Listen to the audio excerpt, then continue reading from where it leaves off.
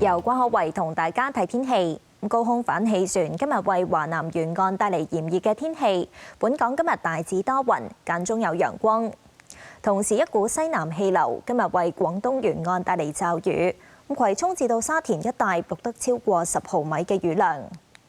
上晝最低氣温介乎27至28度，日間天氣炎熱，最高氣温升到32至33度，上水更加升到35度。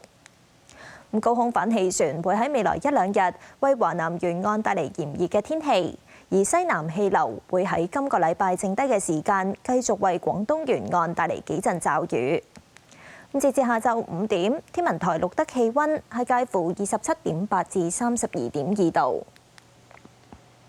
7點鐘氣温係31度，相對濕度76%。交俾 T 先生。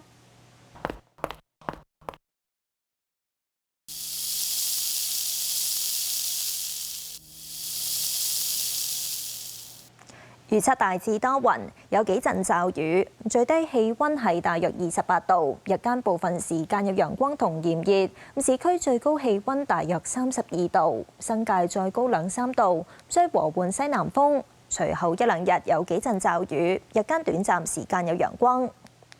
預測聽日上晝嘅空氣質素健康風險，一般同埋路邊監測站都係低。預測聽日嘅最高紫外線指數係11，強度屬於極高。跟住睇埋其他城市嘅天氣預測。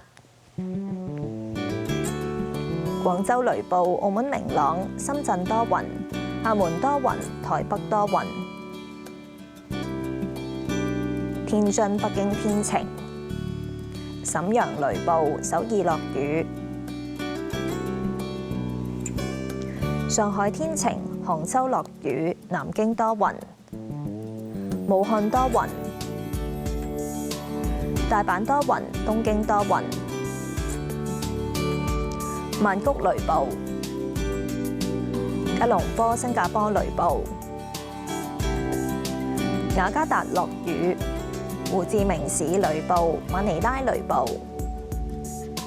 墨爾本明朗，悉尼、布里斯班天晴，奧克蘭大風，溫哥華驟雨，三藩市天晴，洛杉磯有霧，紐約多雲，多倫多天晴，羅馬多雲，蘇黎世明朗，巴黎雷暴，法蘭克福、倫敦明朗，阿姆斯特丹雷暴。